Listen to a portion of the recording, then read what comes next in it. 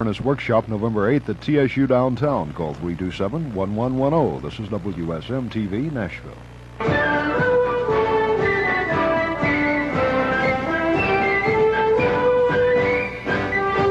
Decision 80. NBC News continues its election night report. Here are John Chancellor and Tom Brokaw. Good evening once again. It is early on this election night, but already there is a lot of good news for Ronald Reagan of California on our election map and a lot of bad news for Jimmy Carter, the president from Georgia. We have a state just coming in. NBC News now projecting that Ronald Reagan will win the state of Ohio and its 25 electoral votes. Reagan wins Ohio, a big key industrial state in the Midwest. Its 25 electoral votes go into his column. He'll add those to Indiana, Virginia, Mississippi, Alabama, and Florida, all colored blue on the NBC News election map. That means they go into Ronald Reagan's column, and that's a very impressive beginning for him on this evening. And no Republican has ever been elected president of the United States, by the way, without winning Ohio. Here's the electoral vote as it now stands. Ronald Reagan, 83, Jimmy Carter, 12. Carter's all come from his home state of Georgia, needed to win 270 altogether. So it looks like a very substantial victory for Ronald Reagan, as we have been saying all evening here, before this evening is out, and it may be an early evening indeed for Ronald Reagan. It will be a long evening, however, for Jessica Savage, who is going to be counting the 435 House races and also taking a look at the governor's races around the country. And Garrett Utley keeping his eye on 33 Senate races for us tonight. Say nothing of John Chancellor, who is here taking a look at the vote as well. To say nothing of David Brinkley. And David Brinkley, who is going to be joining us from time to time. We're so delighted. He had surgery just a week ago. But tough old bird that he is, he insisted on being here tonight. We're delighted. He'll take that tough old bird term up with you when he gets here. I know he will. Let's have a look at the national popular vote now. We have it in from a number of states, mainly those states in the South and the Southeast, but as far north as Ohio. And we see that with 2% of the precincts in around the country, that Reagan has a lead of less than 200,000 votes, but the important thing to look at is the percentage. 4% for Anderson, 42% for Carter, 53% for Reagan now, with the votes beginning to roll in from several states in the South, in the East, and one big, very important Midwestern state, Ohio. And looking at some individual state races that we're getting in here, we have projected Reagan the winner in the state of Indiana. You see a third of the precincts have reported, and he's got a very large lead, bigger than Gerald Ford did 4 years ago at the moment now, 57% for Reagan. And in Kentucky, we have results from there, 2/3 of the precincts reporting there, a 5-point solid lead for Reagan. Jimmy Carter won that state last time with 53% of the vote about. He's now got 46% of it coming in. It shouldn't go more than that. Garrett Utley. Birch Bayh is our projected loser in the state of Indiana. He fits in the projected loser. Dan Quayle is the winner there. We projected that a few minutes ago. We have some other projections coming in, results coming in predominantly from the southern part of the country.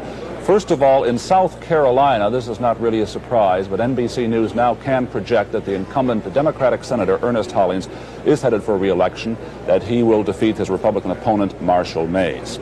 And in Georgia, Herman Talmadge. NBC News projects that Herman Talmadge will be reelected to a 5th Senate term. He's running with a good lead over Mac Mattingly, the former head of the Republican Party in the state of Georgia. Talmadge faced a very tough fight during the primary earlier this year. In fact, he had to face a runoff to get his party's nomination. He's also had problems because he was denounced, repudiated by his Senate colleagues for the misuse of office funds. But Herman Talmadge has lived again. We project him the winner in Georgia. And in the state of Ohio, which just a moment ago we projected for Ronald Reagan in the Senate race, we now project that Senator John Glenn, Democratic incumbent, will be reelected there, defeating Republican candidate James Betts. So when you add it up already, we have projected 5 Senate seats, Senate races. The Republicans have made a net gain so far of 1. They have taken away the Democratic seat from Birch Bayh in Indiana. And that's where it stands right now. We have some other very close races in the South. We'll have some information in just a few minutes on those. Tom? Thank you, Gary. 4 years ago, Jim Baker was a key figure in President Ford's campaign, and he had his heart broken on this night 4 years ago. It's a far different story this evening for Jim Baker, who's in California at the Reagan campaign headquarters, the Century Plaza Hotel, with Heidi Schulman. Heidi? It is a different story this year. Jim Baker, the early indications are that the trend is in Ronald Reagan's direction, that he is leading substantially in key states around the country. Is that the same thing you're hearing? That's the same thing we're hearing, Heidi, and we're very optimistic. Somebody said a moment ago that there are big smiles on everyone's faces upstairs. That's the case? That's true. We have called now Mississippi, Alabama, Florida, key southern states for Ronald Reagan. Those, of course, were a primary target for you. But we all tend to talk about Jimmy Carter's South. How do you explain what is happening in the South tonight? Well, you know, we've said for some time, Heidi, that we thought we could at least cherry pick in the South. From early indications, we may do better than that. But we've always felt that his base was nowhere near as secure as our base in the West, and that's proving to be the case. Also, Ohio in the Midwest, which was, of course, was a key battleground this year. What are the indications from there? Well, judging from your exit polls, it's pretty good. And in fact, I think the exit polls of all three networks show that the swing states, Ohio, Illinois, Pennsylvania, Michigan, the states where we really expected this battle to be fought are breaking our way. Someone had suggested, someone from the Reagan campaign earlier, that Ronald Reagan is a ballot box candidate, that people don't tend to say in the polls that they will vote for him, but they go out and do that on Election Day. Is that your feeling? Well, I'm not sure that that's true. It's obvious, though, that the undecided vote is breaking our way, and we're very pleased about that. Okay, thank you, Jim Baker. Now back to John Chancellor in New York. Mr. Baker, like a lot of other politicians and journalists who have talked about an exit poll. That's the poll we've been referring to this evening, a poll made by NBC News and the Associated Press. Well, other organizations do it as well, talking to voters as they come out of the polling places. And we base some of our reporting this evening on that. Some call it an exit poll, others call it a voters poll. We'll be back with more after this.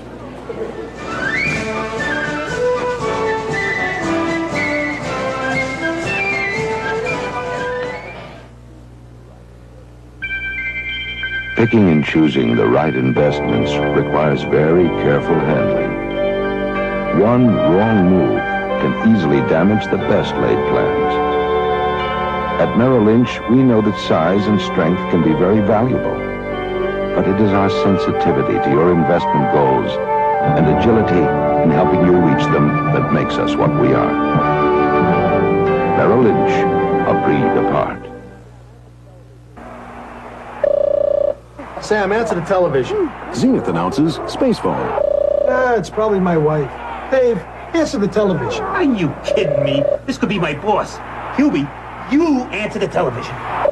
Just push a button and answer the phone right through your new Zenith. Hello? Who's this, please? Hubie Brown? Congratulations, Hubie Brown. You've just won a free world cruise. Space Phone only on Zenith System 3. We're moving television into the future. Back before anyone ever dreamed of an energy crisis, a Sunday afternoon drive on quality General tires was... Triple dip! Here I well, pretty much for the fun of it. Today, we need more efficient driving, like making fun trips, work trips on any of General's full line of radial tires that help save gas. Sunday or any other day. Quality, choice, price. General has a tire for you. Sooner or later, you'll own General's.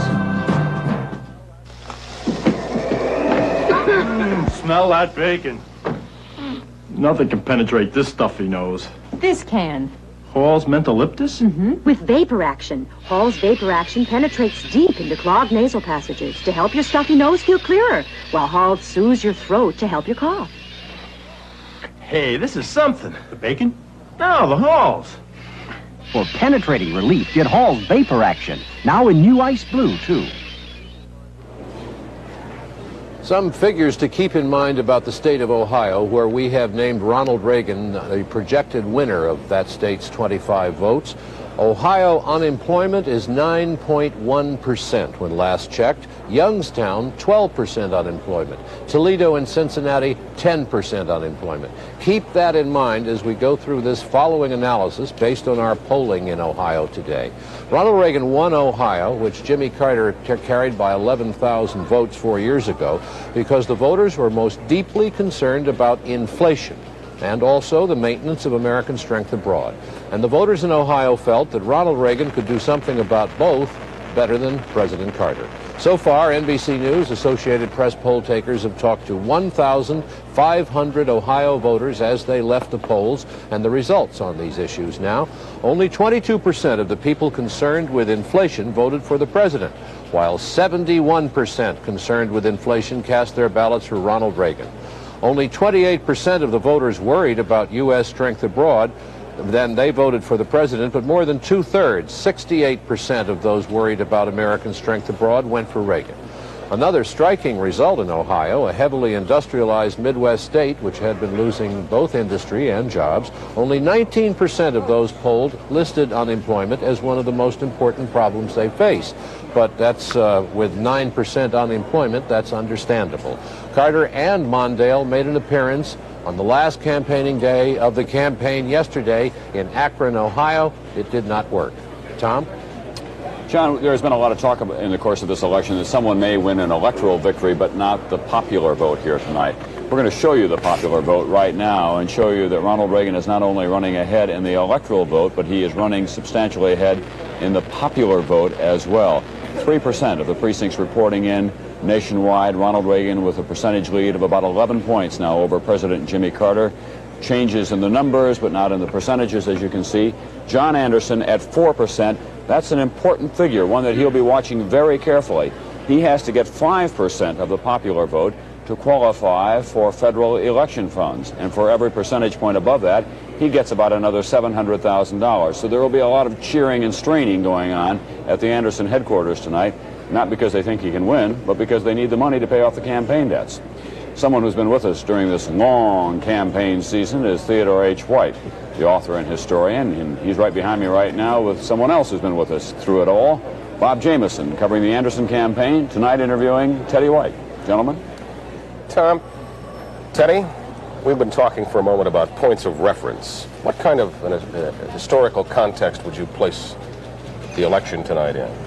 It's still too early to say because I think it's still building. But if it builds at this dimension, it could be of landslide, and it could be the end of an era, as 1932 was the end of an era, as 1964 was the end of an era. Some elections are just ripples. Others are tides coming, and there's a tide of change, I think.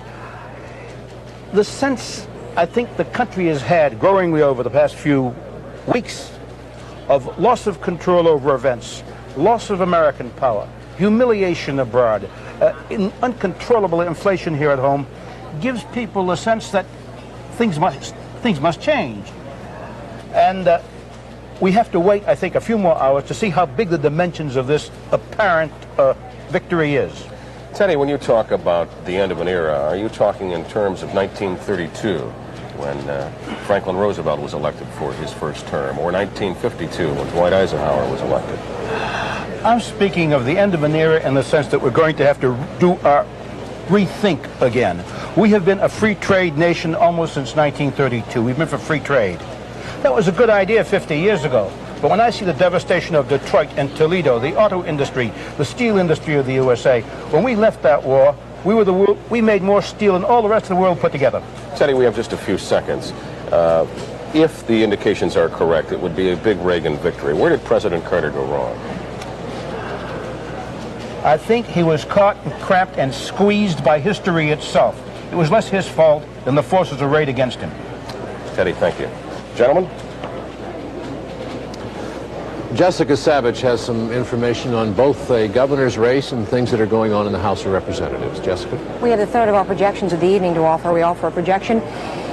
James Hunt will be reelected. We project Governor of North Carolina, defeating his Republican challenger, State Senator Beverly I. Lake. Beverly I. Lake, a male. Again, NBC News projects that James Hunt will be the winner in the North Carolina gubernatorial race. He will be the first governor in modern times elected to a second four-year term there in North Carolina after winning the opportunity to do that with a constitutional amendment. He came up with the idea 3 years ago. As we said, we had two other governor's races projected in Vermont. Republican Governor Richard Snelling reelected, and in Indiana, Lieutenant Governor Robert Orr is the projected winner. There's been somewhat of a Republican sweep so far in the state of Indiana, and we think it's affecting the race in the 3rd Congressional District. John Bradamus, House member since 1958, there you see it, with 64% of the precincts now reporting in. His opponent, Republican challenger Hyler, with slightly more the vote than Bradamus has. It's a very tight race there. Bradamus people say that they're not really sure that the House Majority Whip will be able to come out of this one. The Hyler people say that there is a large vote turnout in that area, but that their 1,000 or so volunteers that they had today made some of that large voter turnout theirs. That is one of the races the Republicans have targeted, and as you see there, the candidate is not doing that well. Bradamus may not be reelected. In the Abscam races, 5 Democratic House members have been implicated in the FBI's Abscam bribery investigation. They are all in very close races tonight. Let's take a look at one of them, Michael Myers of Pennsylvania, the first congressman to be expelled by his colleagues since the Civil War. Organization politics, he's looking to help him defeat his challengers. It may be enough to help him get by the GOP challenger, Robert Burke, but that's a nominal candidacy. There's an independent running very strongly there, candidate Tom Folgetta, who's been endorsed by Philadelphia Mayor Bill Green. And in the John Jenrette race in South Carolina's 6th Congressional District, an area of tobacco farms, an area where John Jenrette used to run very strongly. He was recently convicted of bribery charges in the Abscam investigation. He held a press conference October 13th, and they said that he would run again. And his candidate, challenger, GOP challenger there, is a guy by the name of John Napier. He's an attorney. He's a former aide to Senator Strom Thurmond. He's one of the Abscam challengers who received party money prior to the Abscam case coming up, and Napier has decided not to make an issue of it. We have very little in the way of precincts reporting in less than 1% of the precincts. Napier leading 312 to 86. As we say, that's not enough to make any kind of an indication, but that race promises to be a fairly decisive one. Tom. Thank you, Jessica. And just to bring you up to date on the presidential race, it is looking very good for Ronald Reagan at this time. In his Hollywood days, he made a film called Bedtime for Bonzo, and that often comes up at his rallies around the country. Recently, he has been saying, just remember, Bonzo grew up to be King Kong. If this keeps up, Bonzo grew up to be the President of the United States. And we'll be back after this.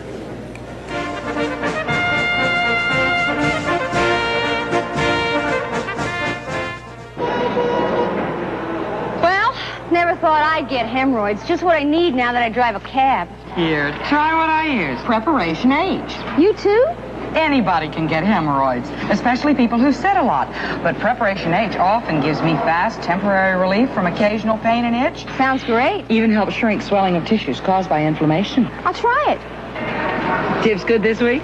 Yours was the best. Preparation H relieves pain and itch, even helps shrink swelling.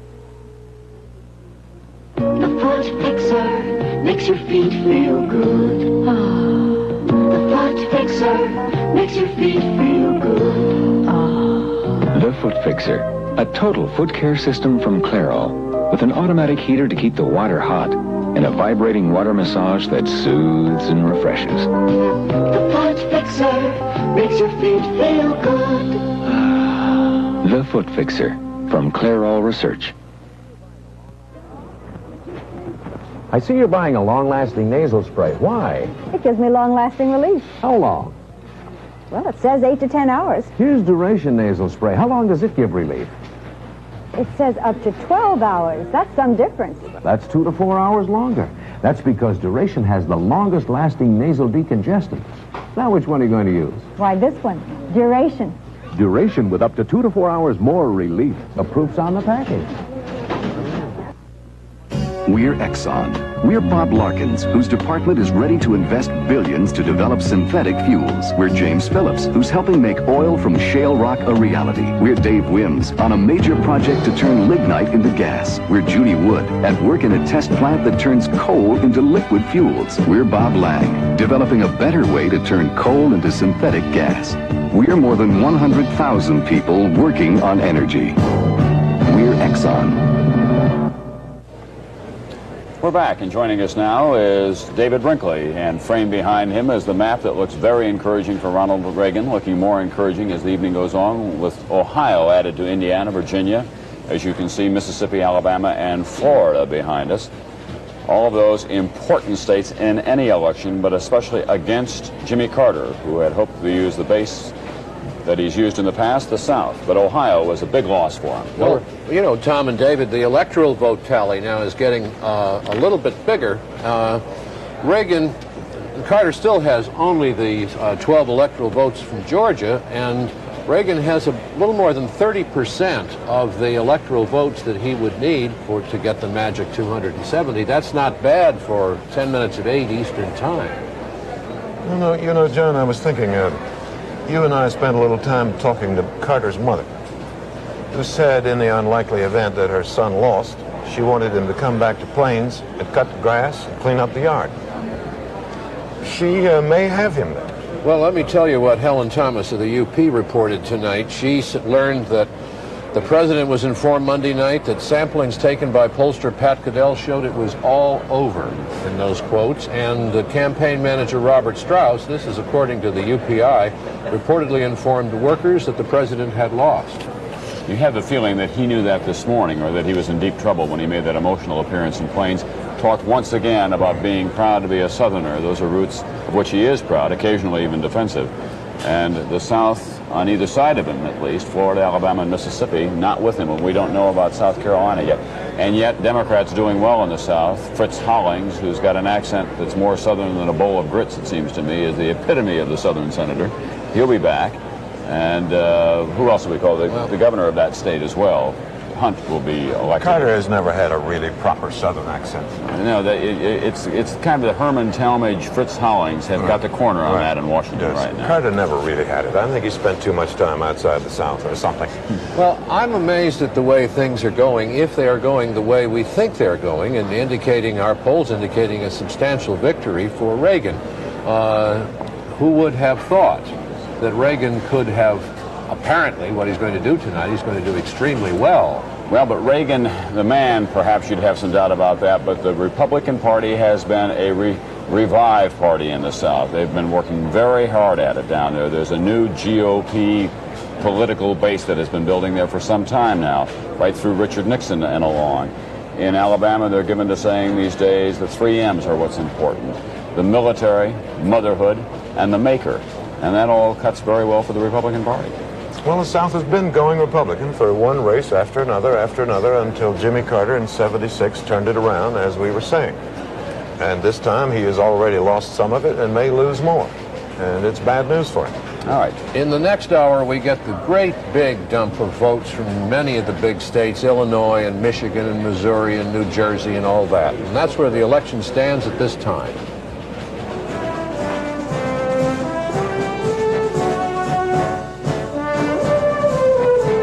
Now, with further election coverage, here are Bob Jameson and Carol Simpson.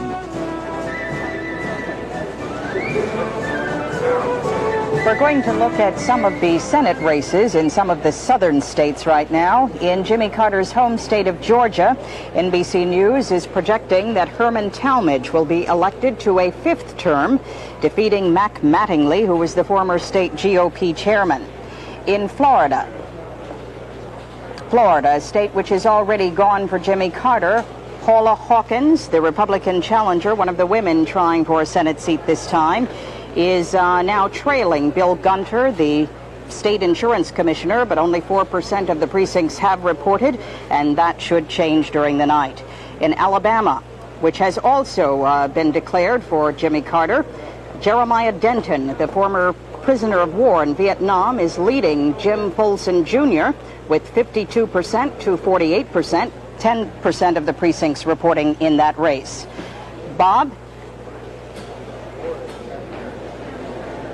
Tom Pettit, our intrepid political reporter, is in Milwaukee tonight at something called Serb Hall. Tom? Well, here I am again at Serb Hall in South Milwaukee. And this is the established political social center for political talk, primarily among Democrats and primarily among Eastern European ethnics. It's a Democratic stronghold around here, but this year that may be different. This is the place where presidential candidates by tradition come to visit and to politic, and have in the past included John Kennedy, Hubert Humphrey, and Jimmy Carter. Carter not this year. Ronald Reagan and Ted Kennedy this year. Manager Peter Drobach had a private conversation with Reagan, right, back in March? Yes, I did. At that time, you talked about his blue-collar strategy. I certainly did. And I also mentioned the fact that we had over 750 people in the main hall waiting to hear him. And a good percentage of them would be crossover voters. What did you tell him? I actually told him that he was lucky to be in the House of Presidents. Maybe now he'll believe me. And his wife said something to you at that time? Well, Nancy's a nice woman. She's an excellent, fine woman and a great advisor to him. She says, honey, listen to him. He knows. Are you surprised, Peter, about the depth of the apparent blue-collar defection to Reagan? Not really. It was coming on for some time, and I can't exactly say why, but although I will say this much, President Carter, in my estimation, was still doing a very good job. And you voted for him? I certainly did. I voted for President Carter. You think a lot of people here voted for Reagan? Oh, yes. A lot of Serbian people voted for Reagan. On his anti-communism stand? Absolutely. Yes, sir. Peter, thank you very much. We'll be back later on in the evening to see how things go here with beer, booze, bowling, and politics. Now back to you, Bob.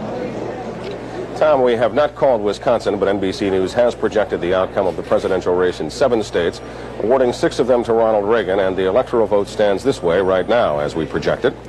President Carter being projected the winner only in his home state of Georgia, given 12 electoral votes. Ronald Reagan 83 out of 270 needed to win. And the popular vote, with 3% of the precincts reporting, looks like this. Carol? We have some governor's races right now. No, we are not going to go to some governor's races. We're going to go to Steve Delaney at Jacob Javits headquarters here in New York. There comes a time in the lives of old ball players when the skills that made them stars just aren't there anymore, and then one year they don't make the team anymore. With old politicians, it's a little different, but there does come a day of reckoning. In politics, they call it the last hurrah. That's what this evening will be for Jacob Javits. After 4 terms in the U.S. Senate and a public career going back to the 1940s, he will not make the team this year. He will not be going back to Washington. A number of factors combine to force him into retirement. He is 76. He suffers from a neuromuscular disease that was the keystone of a rather mean campaign run by his opponent in the Republican primary. His voters have gone. Most of the Jewish bloc of voters that support him have gone to Elizabeth Holtzman. His place on the GOP ballot has gone to Alphonse D'Amato. Javits is reduced to running on the tiny Liberal Party ticket, running without illusions and without financing. Either D'Amato or Holtzman will become the next U.S. Senator. Javits knows that. His people, his staff, gave him a party last night. It turned rather maudlin. A little later on, he'll come into this room, he'll use this podium, and he'll deliver his last hurrah. He will concede that he is no longer a member of the U.S. Senate team, that the voters have not picked up his option. This is Steve Delaney at Javits headquarters in New York. Now to Andrea Mitchell at Goldwater headquarters in Phoenix, Arizona. We'll not have time to go to Goldwater headquarters. We'll bring that to you a little later in the evening. Right now, we'd like to look at some of the governor's races right now. In Vermont, Richard Snelling, NBC News, has projected that he will win a 3rd term in Vermont, beating M. Jerome Diamond, who was the state attorney general. Even though you don't see any figures, based on key precinct reporting, NBC News has projected that Snelling will win. In Indiana, another projection, NBC News says Lieutenant Governor Bob Orr will be the governor in Indiana. Decision 80 new election coverage continues on NBC after station identification.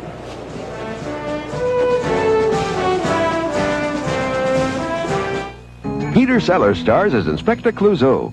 So we meet again. In the comedy classic The Return of the Pink Panther, he's a master of disguise. Hello? A master of self-defense.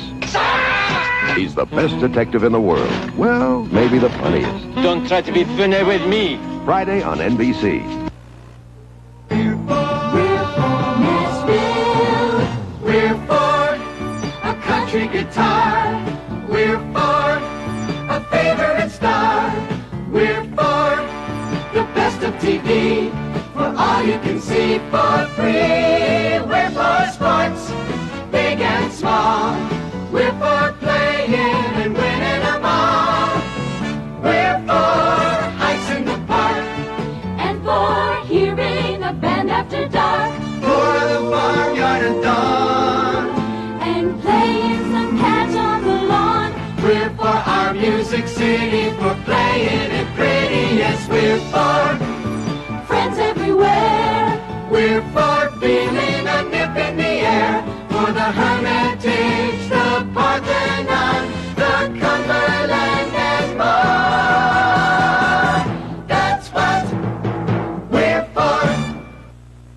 WSM-TV, Nashville, 7 o'clock.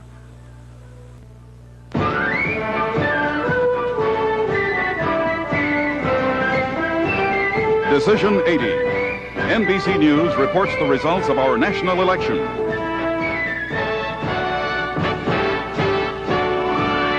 Brought to you in part by Merrill Lynch, whose ability to guide you through the intricacies of investing makes them a breed apart.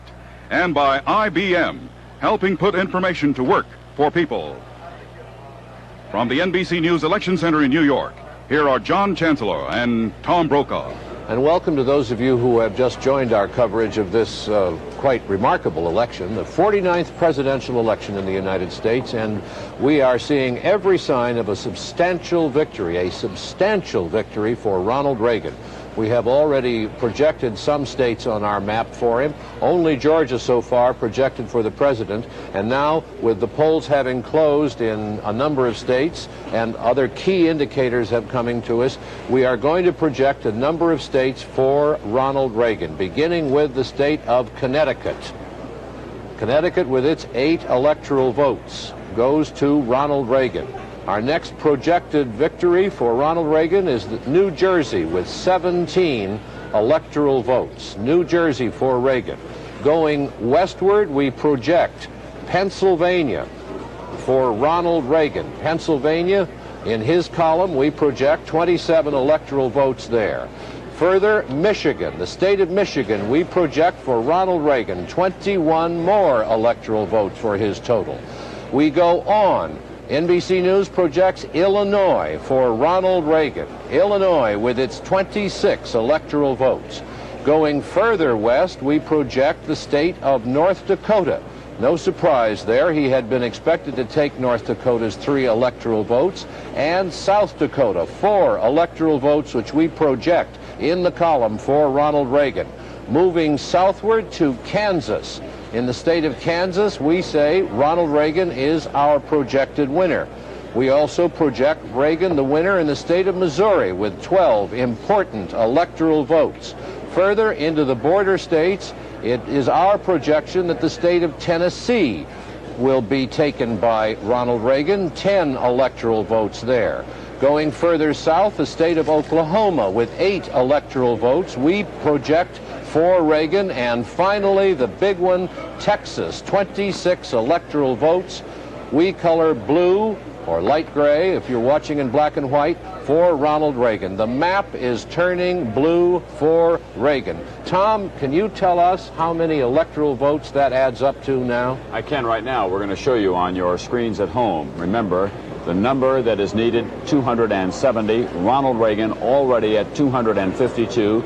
This reminder, that's what he has at this stage of the evening without his home state of California, where there are 45 electoral votes. That's still to report in. And the 12 votes, electoral votes you see there, are all from one single state for Carter, his home state of Georgia. So far, we've been unable to project Carter a winner in any of the other states. Of course, he'll win some other states this evening, but the imbalance on the map behind us is as striking as I have ever seen it working in this studio at this hour of the night. That is remarkable. One state so far called for a sitting president of the United States. And as I say, the red states will be filling in on the map, but an awful lot of the big ones have gone to Ronald Reagan. In an elementary way, what it means is that Jimmy Carter has been totally surrounded by Ronald Reagan. He has been isolated in his home state of Georgia, and that's where he stands. So, as we have been using our words carefully this evening, we have been saying it is going to be a substantial victory for Ronald Reagan. You can take it from there, taking a look at that map. The West, Ronald Reagan's very solid base still to report in this evening. We're going to be looking as well at some very close Senate races all night long, too. 33 of them altogether. Gary Cutley will be covering them. Gary, what do you have? Yes, Tom. First of all, let's recap the Senate races which we've been able to project so far tonight. First of all, in the Democratic column, the Democratic senators are doing pretty well, all in all. In Kentucky, NBC News has projected Wendell Ford, the Democratic incumbent, going back to the Senate. In South Carolina, Democrat Ernest Hollings returning to Washington. In Georgia, Herman Talmadge going back for a 5th term. And in Ohio, Senator John Glenn going back to the Senate for a 2nd term. On the Republican column, they have picked up a seat in Indiana. We project that Dan Quayle, U.S. Congressman from Fort Wayne, Indiana, will defeat Senator Birch Bayh. Birch Bayh has been in the Senate for 18 years. In a way, those who live by the campaign slogan die by the slogan. In 1962, Bayh defeated Homer Capehart, who had served 3 terms, saying 18 years is enough for any man in Washington. Guess what Dan Quayle was saying against Birch Bayh this time? 18 years is enough. The 4-term jinx worked. Bayh has been defeated there. I want to alert you to 2 very interesting and close races in the South, which may reflect a bit of the strength of Ronald Reagan in Alabama and Florida. Let's look first of all at the race currently underway in Alabama. The results are coming in there now between Jeremiah Denton, a former prisoner of war in North Vietnam, the Republican candidate, and Jim Folsom Jr., son of the former governor of Alabama, a famous name in Alabama. Denton is now leading. Only 13% of the precincts reported. Too soon to project. But if Denton is elected, it'll be the first time Alabama has had a Republican senator since Reconstruction days. Let's look at Florida, not very far away. Only 6% of the precincts in so far, but, well, there you see it.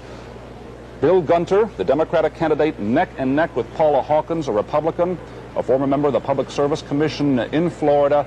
There have been only 3 Democrats elected to statewide office in Florida since the Civil War. It's much too early to make a projection in either of those 2 contests, but it is possible at least that a Republican could win both in the Florida senatorial race and the Alabama race tonight. And that would be making history in those 2 states.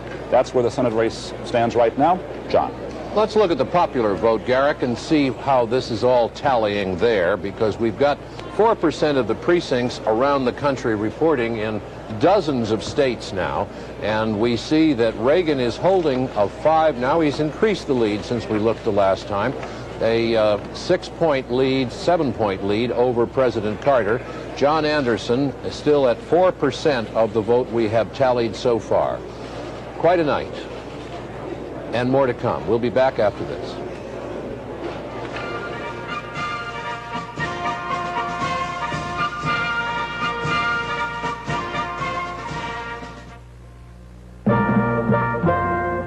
Reaching your financial goal is never as simple as some people would have you believe. You have to know exactly where you're going and make the right decisions at the right time. At Merrill Lynch, it's our skill at guiding you through the intricacies of investing that makes us what we are. Merrill Lynch, a breed apart. Mr. Chairman! Yes? The delegate from New York Life wishes to... Did the delegate say New York Life? Yes, sir, and we... What has New York Life got to do? Mr. Chairman! Since 1845, our company has insured 11 American presidents. 7 in this century. Order, sir. Life insurance is a personal matter. It's a family matter, and we vote for the candidates who choose New York Life for family protection. Can they do that? You know, Ethel, I think it's time we sold the old homestead. Who do we call? We handle the who do you call. Where do you turn? What are you going to do? Trust the Realty World folks in blue to cover it all for you. Your local Realty World associate is specially trained to sell your house quickly, even helping with buyer financing information. We can do it. Realty World covers all the details. We'll cover it all for you. I'm Pete Conrad. Every 2 minutes, somewhere in the world, another McDonnell Douglas DC-10 takes off. Today, more than 300 DC-10s fly the colors of 45 major airlines. This DC-10 will head for Rio. This one will fly the Atlantic. This one links Canada with Australia. This one flies New York to LA. The DC-10 proves itself in the air, 1,000,000 miles a day. It's one of the world's most thoroughly tested airliners.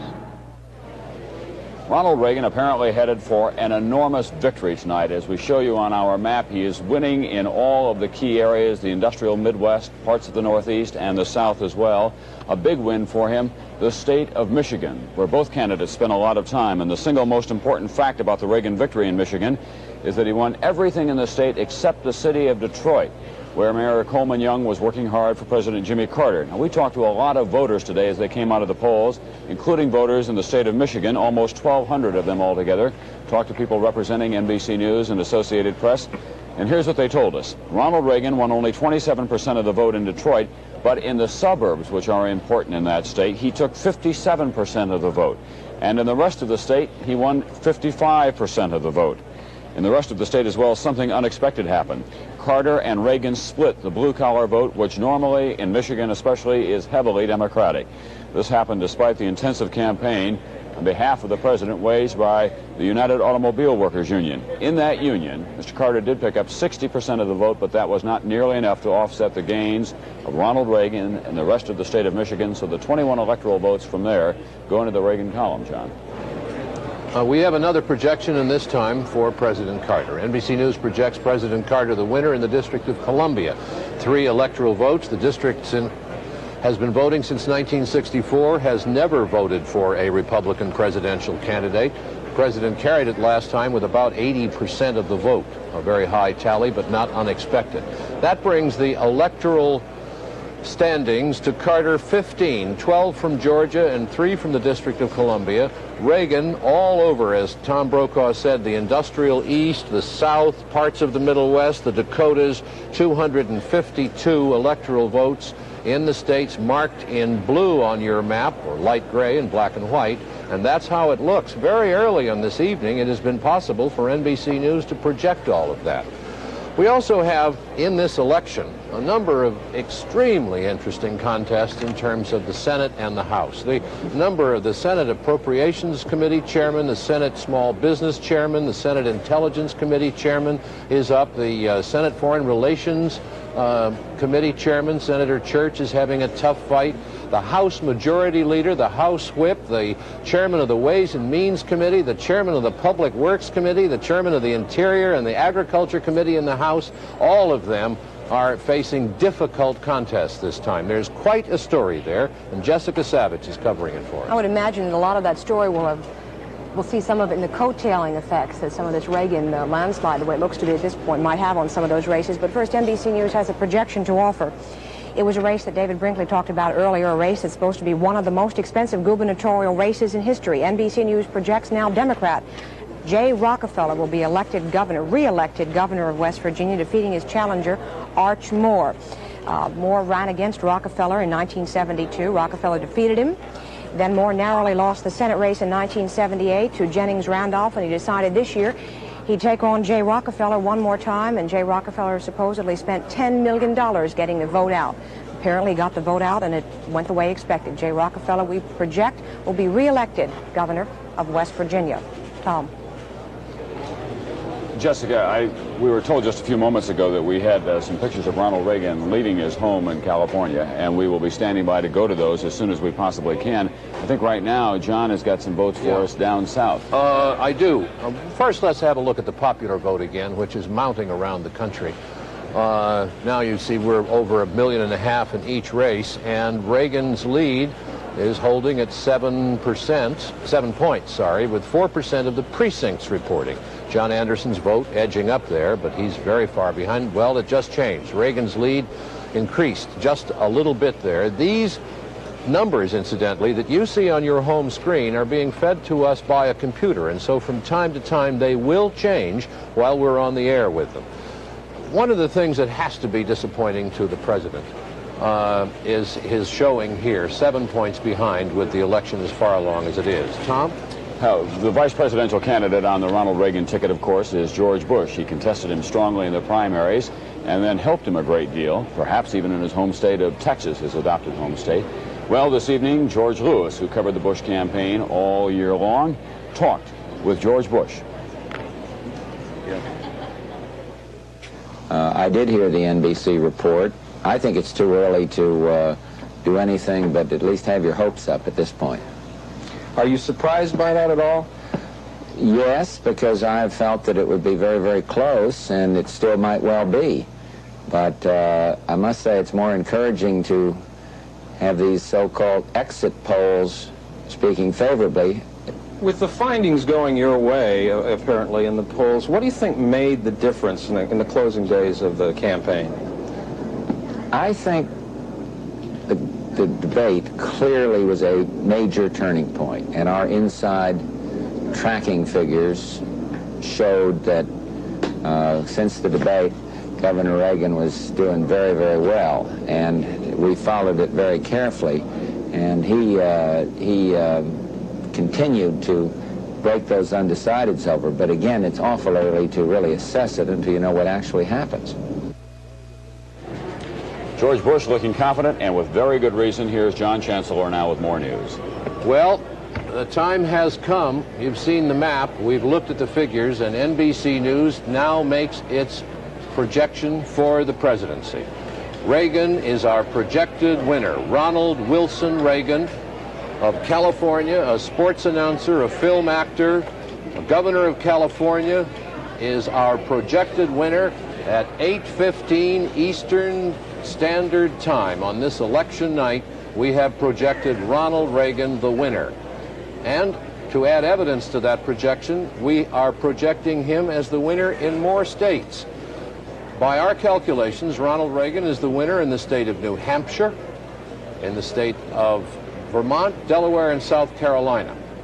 We will be coloring in those on the map now in blue for Reagan, or light gray, black and white. New Hampshire is the first state that we are calling for him in this list of states. Vermont, we are coloring blue in a projection for Reagan. The state of Delaware, we are projecting for Reagan. And in the South, the state of South Carolina, we are projecting for Ronald Reagan. And that brings his electoral vote tally to the number required for victory. According to our projections, Ronald Reagan now has the required 270 electoral votes. Carter with 15 at this stage of the evening, 12 from Georgia, 3 from the District of Columbia. And Tom, that's our projection. It is a rather early call.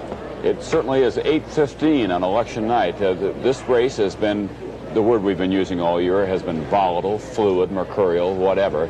But I don't think anyone anticipated that it would become a floodgate of one kind or another, where the votes would just flood in for Ronald Reagan. Tom, 4 years ago, we called the election for Jimmy Carter at 3:31 a.m. I remember well. And going back, talking about calls this early in the evening, I called for Richard Nixon in 1972, a little bit earlier than this, but this will go down as one of those nights when we are calling very early, and there's the evidence on the map.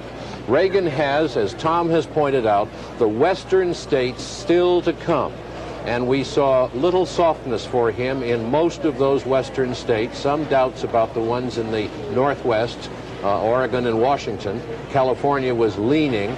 We do not see, given what evidence we have now, that the president will be able to overtake Reagan at all, and certainly not in the West. And most of the big industrial states now, New York has not been projected yet, but most of those big states are in, and Reagan took them. I can't, a personal note, I can't help but recall in 1966 riding around in a Greyhound bus with him, with Lynn Nofziger, as he was trying to win the Republican nomination for governor of California, and a lot of people were laughing at him then in 1966. And they have learned in every election in which he's been involved, never laugh at the chances of Ronald Reagan. He has always won by pretty substantial margins, except when he's run for president a couple of times in the Republican Party. But when he gets into a general election, he does extremely well. He's now won the big one. David Brinkley will be along after this.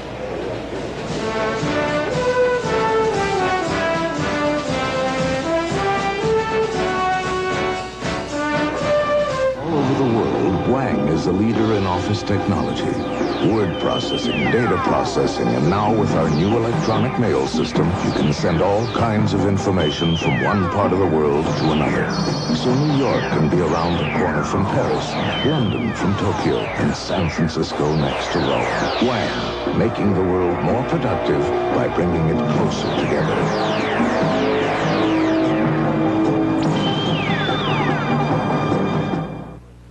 Introducing an American car designed for a changing world and with a commitment to quality. Introducing the beautifully new Ford Granada.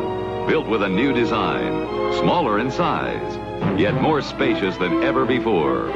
Built with Granada's highest mileage ratings ever. And built with Ford's quality control system. 38 different inspectors examine every single car. The new Granada. Built for a changing world from Ford.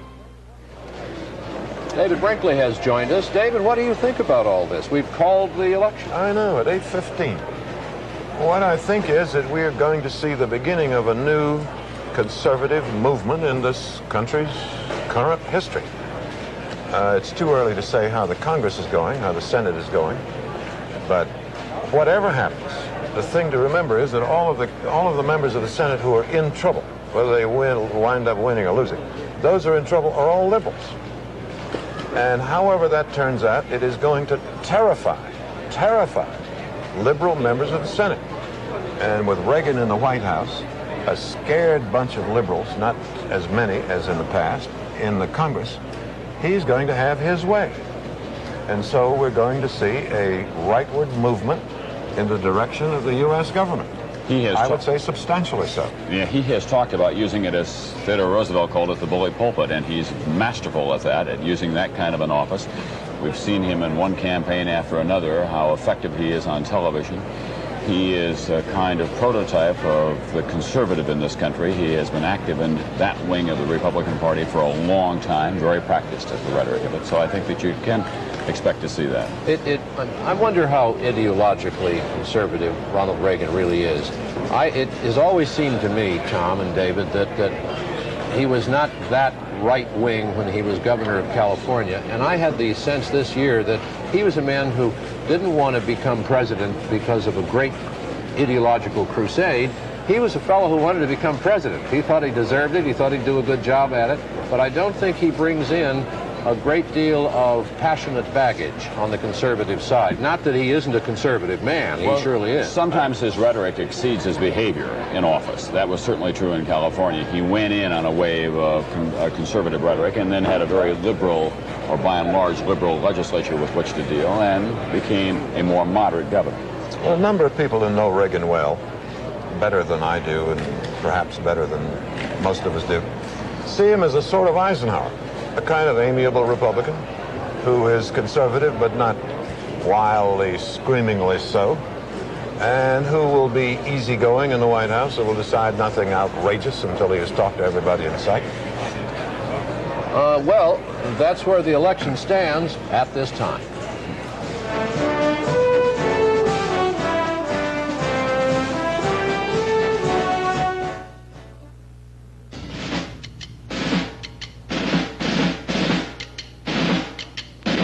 Decision 80 Tennessee is brought to you by Third National Bank, where a free booklet telling all about Now accounts is yours for the asking.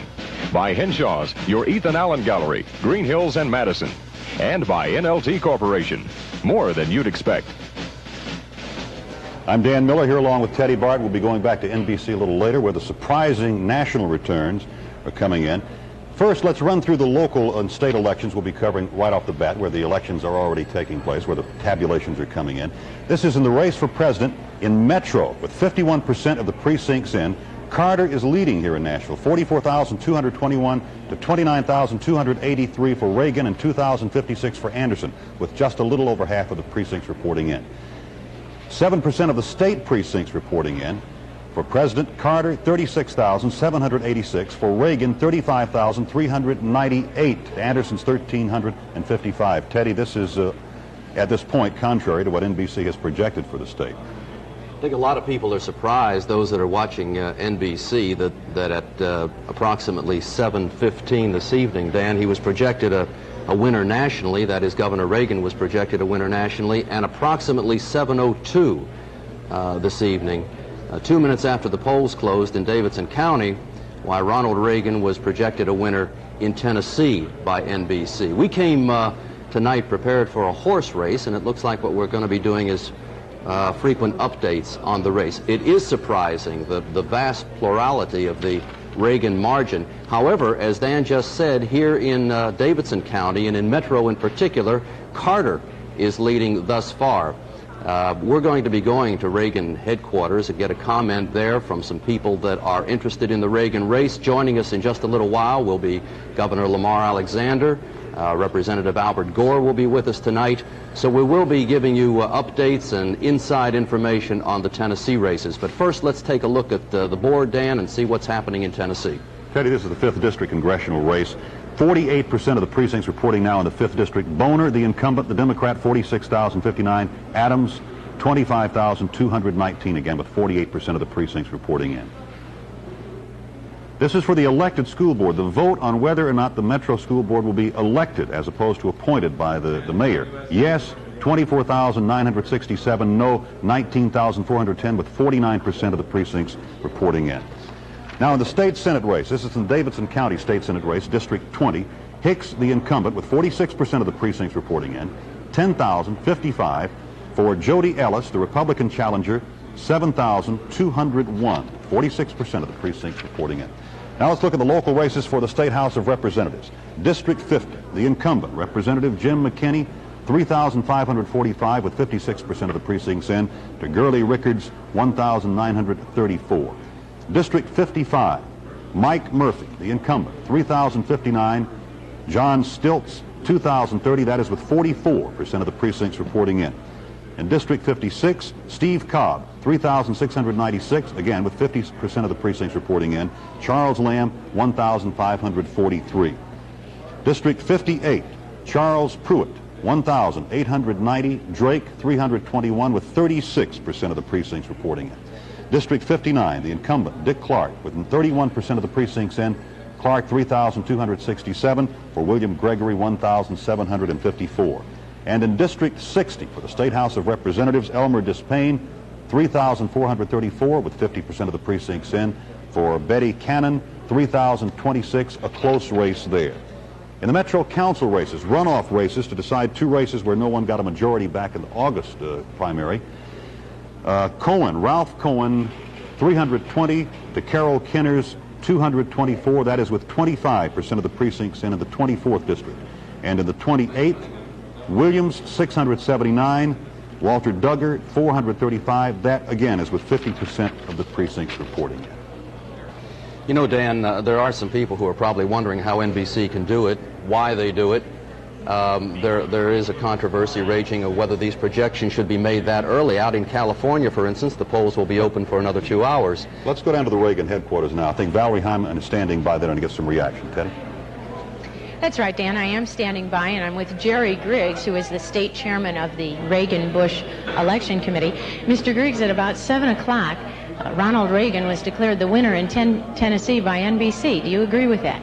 Well, I'm not going to claim victory yet. It certainly is encouraging, and I think we're going to win, but I think it's still a little premature to, you know, claim victory in Tennessee, but I will claim victory in the United States. I think he is going to be the next president because of the southern states that I think have been definitively declared Governor Reagan as winner in Florida and Alabama, Kentucky.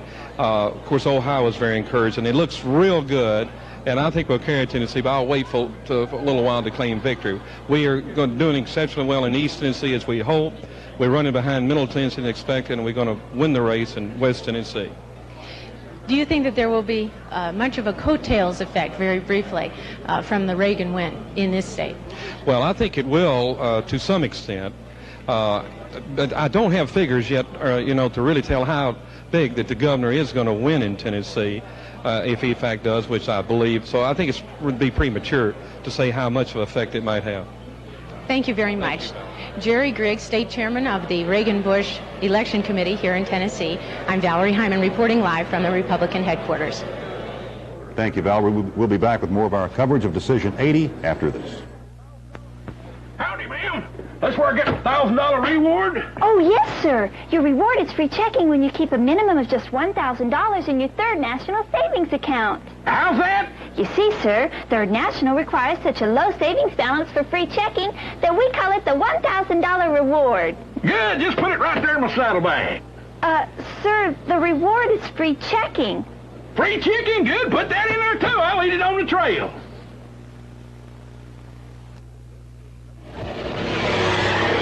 This is WSM Nashville.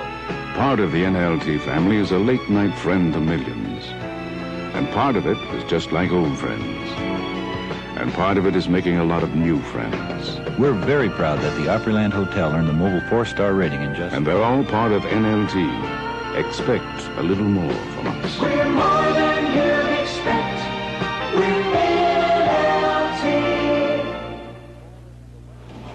NLT. To sum up, Carter, Boner, and elected school board appear to be winners here in Nashville at this point. We'll update it a little later. We'll rejoin NBC now.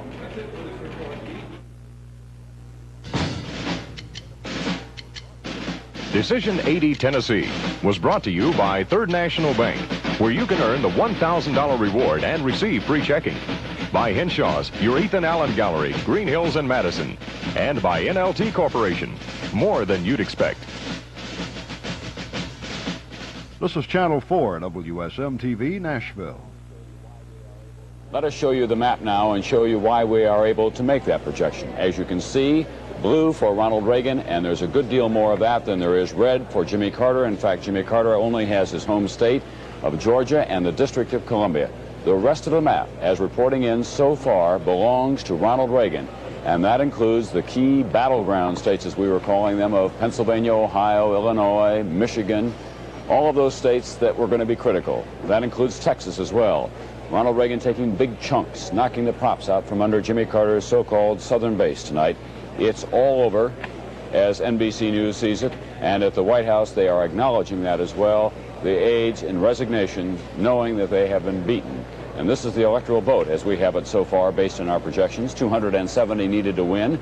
Ronald Reagan is right at that figure. Remember that the West still is to come in. That includes the 45 electoral votes out of his home state of California, where he is expected to do well. Jimmy Carter with only 15 electoral votes at this time.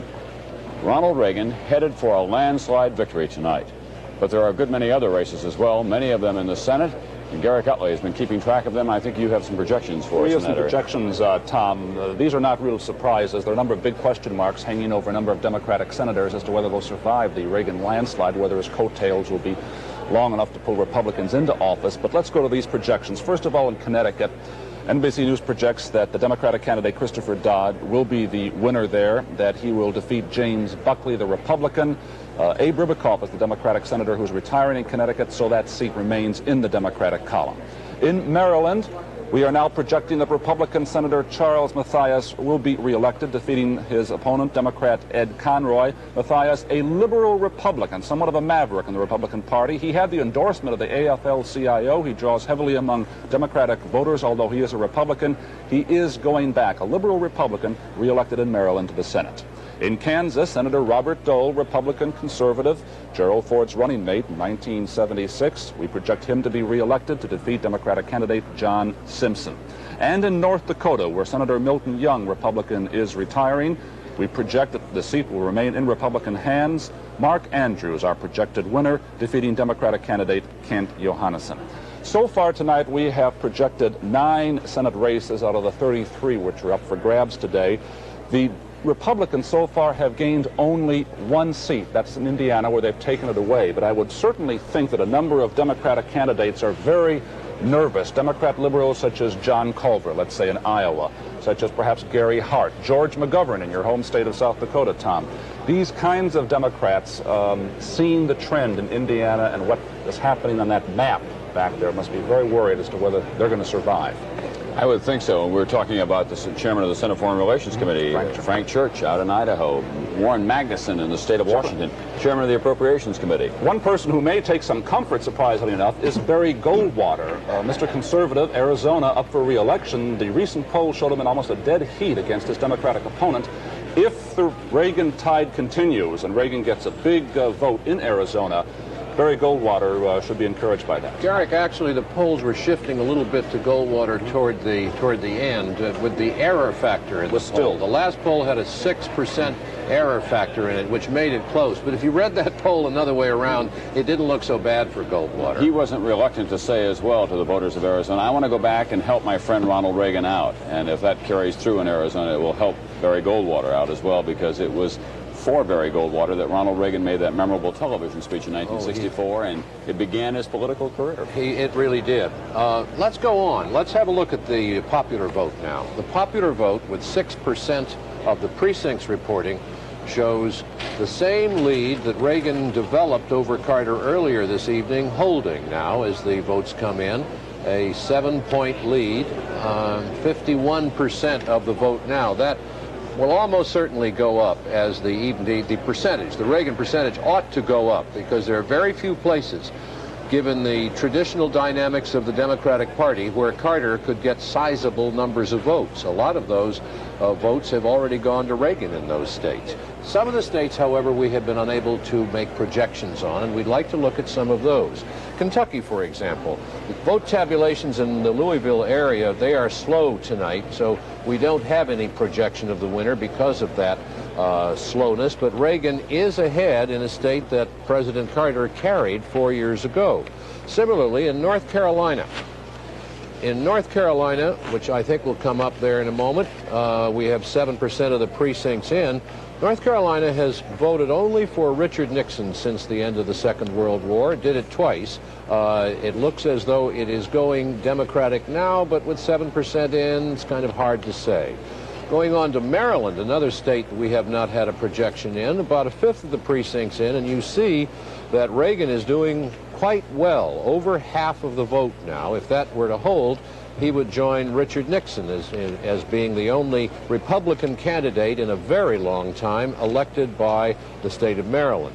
And in West Virginia, a state that was regarded as safe Democratic, it's voted Democratic in 10 out of the last 12 elections, Carter is ahead there. Tom? We're going to have continuing coverage of this evening, the Senate races, Jessica Savage with the governor's races, and the House, of course, 435 seats at stake there. More to come after this.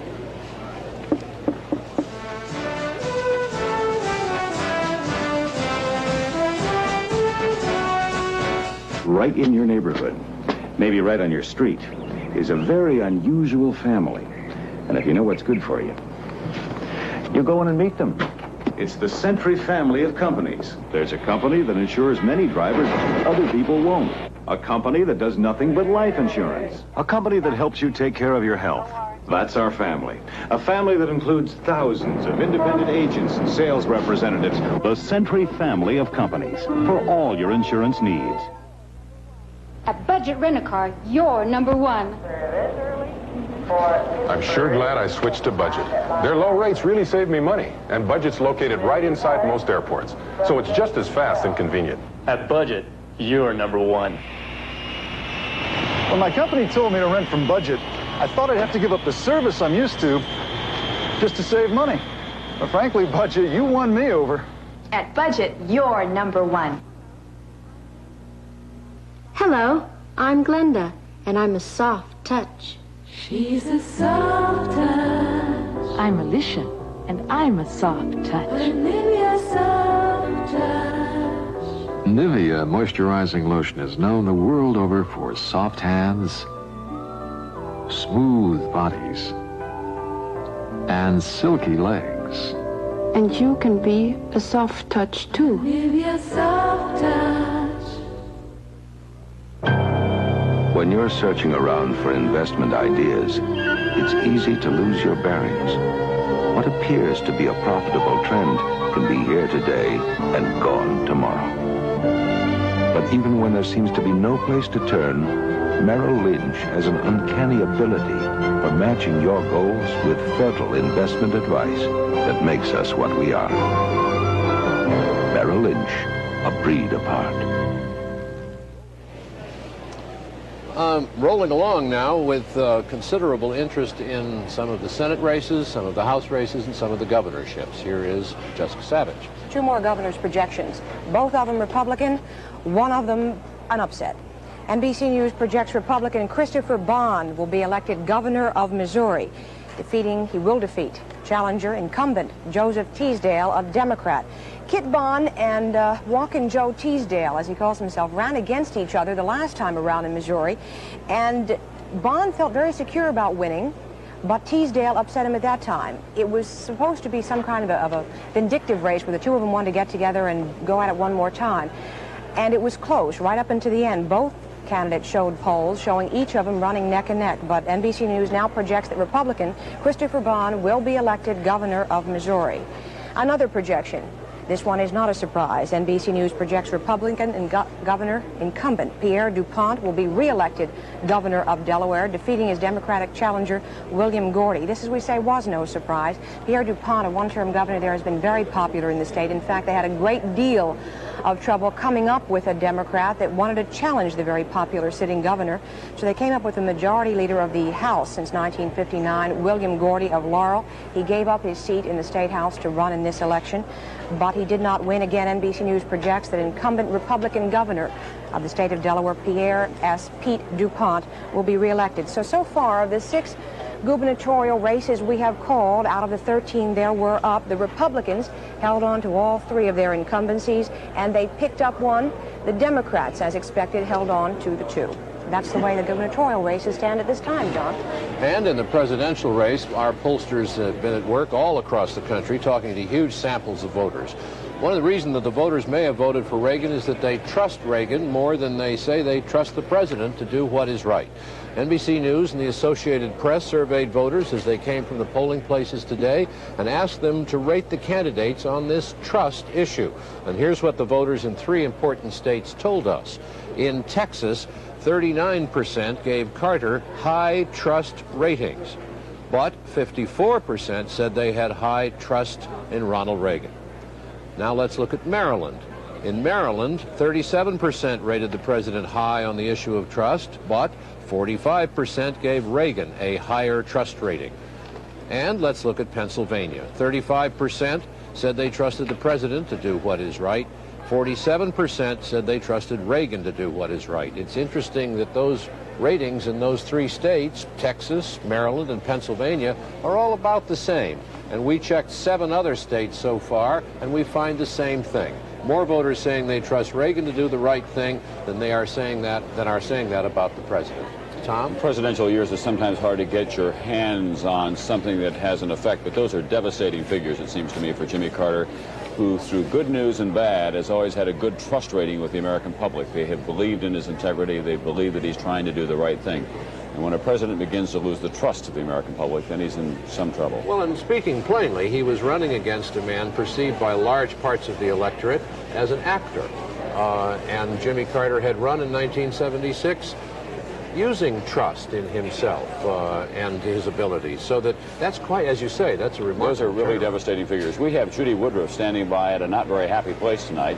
It is the White House, and they have been well aware all evening about how grim the news is for them in this election. Judy, what do they think down there? I heard you say a few moments ago that Pat Caddell was saying that it broke bad for them over the weekend, that the Iranian hostage situation was the final undoing. They can't believe it was only that, though, do they? Well, that is what Pat Caddell is saying, Tom. I'm sure you're aware that there are other pollsters who will have other points of view on that. I know that Bob Teeter, who has done some polling for the Republicans, has said that the trend was obvious early last week when the undecided voters started breaking toward Reagan, most of them toward Reagan and not toward Carter. And that was exactly what the Carter campaign had been counting on all along. They're very heavily negative Reagan. The speeches the president was making, the commercials on television they were running were anti-Reagan, and they hoped that would, in the end, with the pressure on, bring the undecided voters and the Anderson supporters back to the president. It didn't happen. They've gone to Reagan. Judy, do they feel at the White House that the president lost the debate in the perception of those people who saw it on television? I think they acknowledge that that is true.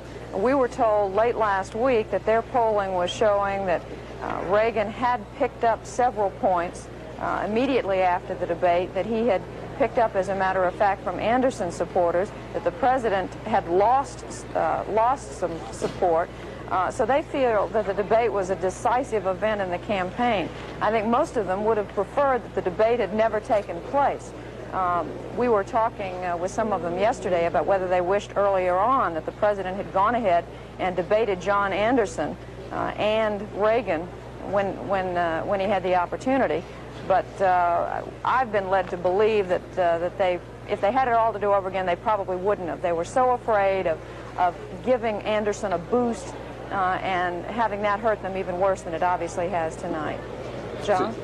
Theodore White was saying just a few moments ago, Judy, as well, that he believes that President Carter was the victim in part of historic circumstances, the Iranian situation, the OPEC oil prices, the terrible economy. He cannot, of course, say that he didn't play his part in all of those events, but the fact is that there was a kind of historical unloading of him.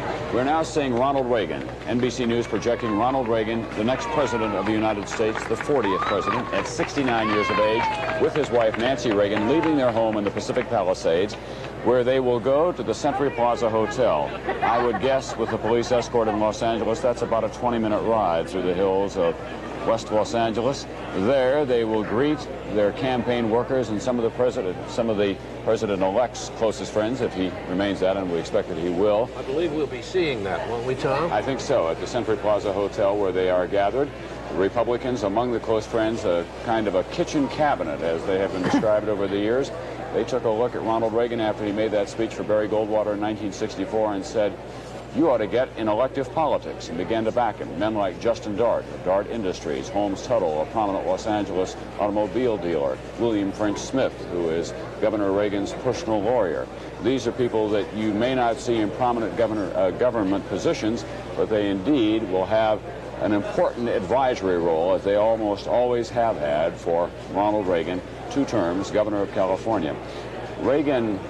They all make a lot more than they could make in the government. They all do very well indeed. They are, I think, by certification, all millionaires. Ronald Reagan has lived most of his adult life, as you know, in California, as an actor, as a television host, as the governor of that state, 3 times as a presidential candidate. But he grew up in Illinois, in 6 towns altogether, but the town that he calls his hometown, and the folks in Dixon certainly are calling it his hometown now, is Dixon, Illinois. And we have Fred Briggs there tonight. That, if you'll pardon me, folks, in Dixon is the New Plains, Georgia of America. Here's Fred Briggs. Dixon, Illinois, the boyhood home of Ronald Reagan, going somewhat wild tonight on the news of the projected winning. However, Dixon really had no doubt. They'd planned this victory celebration weeks in advance.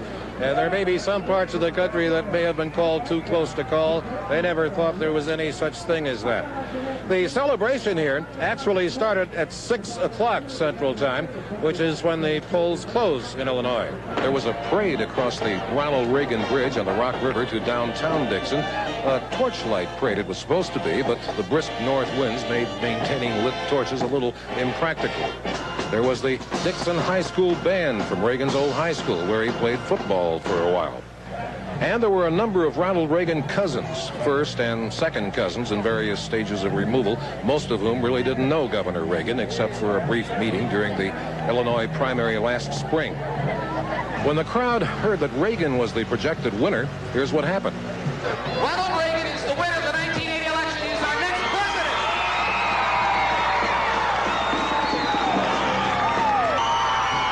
Well, the night is young as far as the celebration is going here. In an hour or so, they're planning a fireworks demonstration. The publisher of the Dixon Advertiser, the local paper, wants to have the first newspaper in the country out in print saying that Reagan is the winner. I am told the presses are running right now. The people here are very happy. This is a town of 18,000 people, and one could almost believe they are all here. They would only wish that Governor Reagan could be here with them. Fred Briggs, NBC News in Dixon, Illinois. Well, that's a much bigger town than Plains. They'll find out about it, though. We have another projection, this time for President Carter. NBC News projects President Carter the winner in the state of West Virginia. 6 electoral votes there, and no great surprise. And we will now fill in red, or dark gray in black and white, the state of West Virginia for the president. That means so far this evening we have projected him with 21 electoral votes.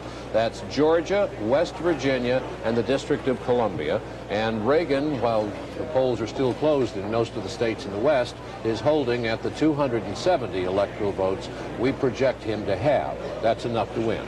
David? I would like to ask a question of you folks. We have here what I think reasonably could be called a landslide, or certainly something approaching a landslide. Where did it come from? Nobody anticipated it. No polls predicted it. No one saw it coming. How did that happen? We may give you that answer in just a few moments, but I am told that while we think about it, we're going to go to a commercial, so we'll have the answer for you. You got a minute. Right after this.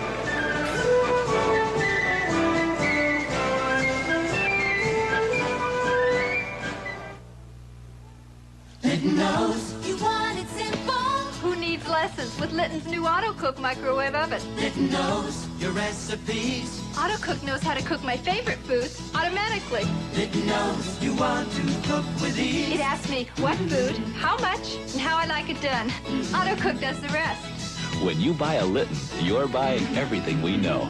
Nobody knows more about microwave cooking than Litton. Now, keep your eye on the ball. That's a nice-looking watch. Look at the ball. I'll look at anything I want. That really is a nice-looking watch. It's a Timex quartz. What's that mean? It means fanatic accuracy. The most precise, most accurate watch I ever owned. Never even winded. Now, look at the ball. Do they make Timex quartz watches for women? Sure. If I learn this dumb game of yours, will you get me one? The Timex quartz for men. And women. Republican win the Senate. I'm thinking about David Brinkley's question. I believe I have now formed an answer. All right, let's have it. What is it? Well, you'll recall that last summer that Ronald Reagan did have a very substantial lead at one point. It was post-convention euphoria for the 30%. Republicans. But that indicated at that time that a lot of people in this country were unhappy with what has happened in the last 4 years. Then he had his campaign gaffes.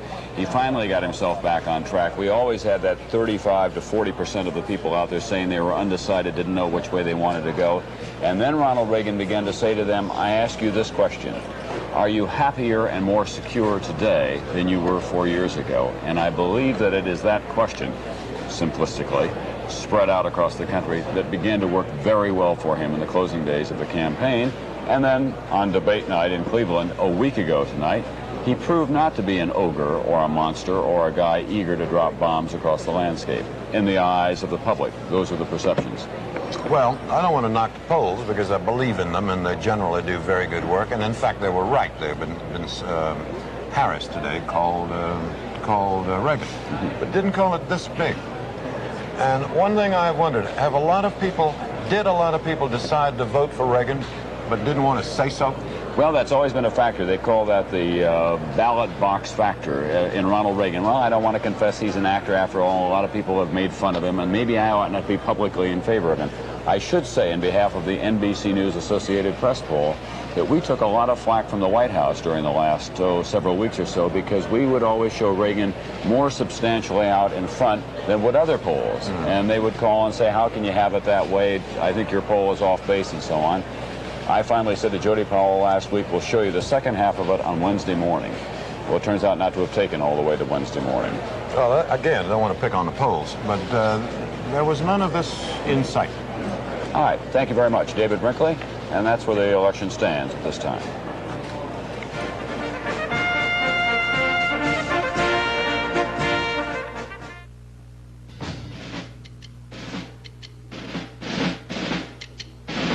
Decision 80 Tennessee is brought to you by Henshaw's, your Ethan Allen Gallery, Green Hills and Madison.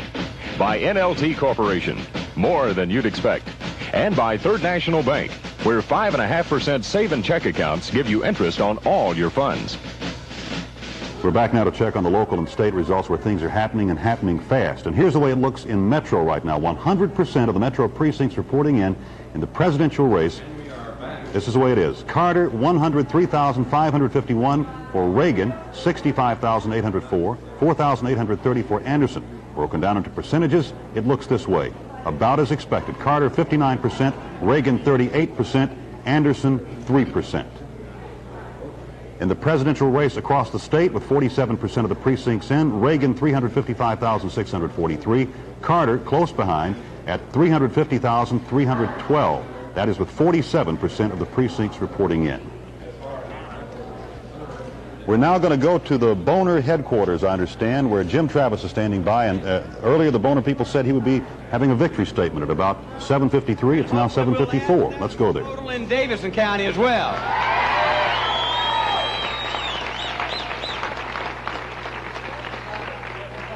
I would be remiss if I didn't take this opportunity to thank the lady that's probably been the greatest supporter of all to me, and that's my mother, Martha Boner, and my sister, Doris Stolson, on my right, and my brother, Tommy Boner, and my uncle, William Barber,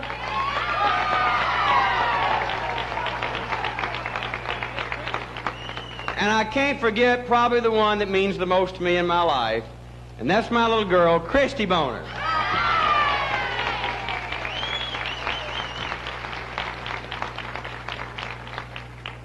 When you have a campaign that's involved with so many people, it's difficult where to say thank you without offending someone. I wanted to recognize two people especially on our campaign staff who have been with me for a long time, and that was our campaign coordinator and our assistant as well, and that's Bob Langford and Kitty Mai.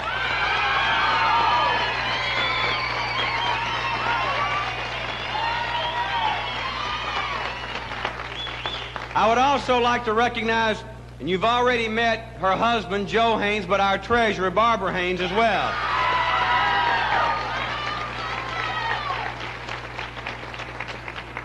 No person can hold political office without having the help and the support of a tremendous staff.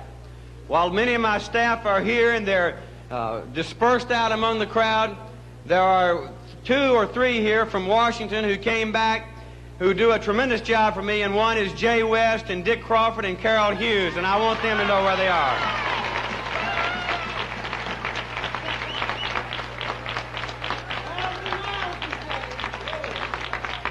Two years ago, the people of the 5th District gave us the opportunity to be able to represent them in Congress. We've accepted that responsibility with as much enthusiasm and energy and dedication as we possibly could. Not only as we passed legislation on the floors of the House of Representatives, but as we sought to strive to meet many of the personal needs, from Robertson County to helping White House with one of their grants with a fire engine, to Cheatham County and getting their water grants, to even in Davidson County as we helped Belmead with their water and their sewer system. And I hope that we've demonstrated that Bill Boner is going to be the type of congressman that not only represents the 5th District when he goes to Washington, but when he's back home, he'll bring the power of Washington back with him for the benefit of those people we represent.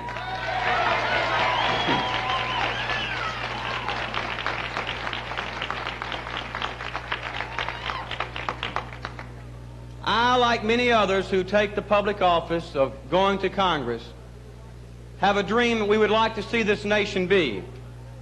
I would like someday to see America be able to fight inflation without having to have unemployment. And I would like to see our vision to be one where we're able to see America an energy independent nation.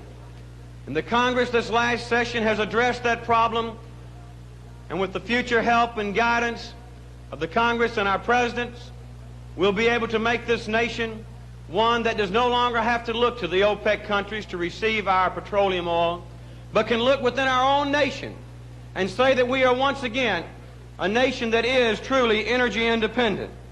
And I believe that as we face the next 2 years, we will address the problems of making this nation the military power that it ought to be, one that will gain the respect not only of our neighbors in this hemisphere, but of countries around the world as well.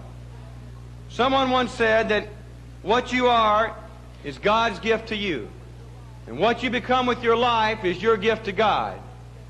I felt that a calling that all of us have is one that is singular and unique to each of us, and that is what motivates you to strive to achieve. I have felt that my calling is to serve the public, and through your help and your support, you once again have given me a chance for 2 more years to try to make a dream come true for where I see this 5th District of Tennessee and where I would like to see this nation become. We now tonight bring to the conclusion of a campaign that has brought 2 parties together, not only in the 5th Congressional District, but across this nation, and an independent as well. And I hope that as we look beyond this day and this election night, that we will go to a nonpartisan position of trying to work to serve the people across this district and across this nation, not on the basis of political partisan lines, but what's for the best interest of the people that each one of us in Congress represent. And I look forward to standing with others as we work with whoever our president will be in making this nation what it ought to be. I think that Adlai Stevenson once said, and probably sums up where we are tonight, and I quote when he said, "Let us move ahead proud, but unafraid, satisfied with our accomplishments in the past, yet ever conscious of the infinite possibilities of tomorrow." I'm very grateful to each one of you in this room, to all of you across this 5th District who voted for Bill Boner, to those who've expressed their confidence in us to be their representative in Congress for 2 more years. It's been an honor for me. So, Bill Boner accepts the mandate of the folks for a 2nd term as 5th District Congressman. It's interesting, Dan, that he didn't mention Ronald Reagan as the man who he will be serving under as president. He did refer to the fact of whoever the next president might be. Bill Boner is not the only incumbent who has won. Of the 6 contested representative races, that is congressional races for the U.S. House of Representatives, all 6 incumbents have won. We won't go over their names, but the incumbents in all the districts, 6 of the 8 of Tennessee, have been reelected by sizable margins, as a matter of fact. Teddy, let's go to the Radisson Plaza Hotel where Mike Adams is giving his concession speech, I understand, at this moment. Thank David Rogers.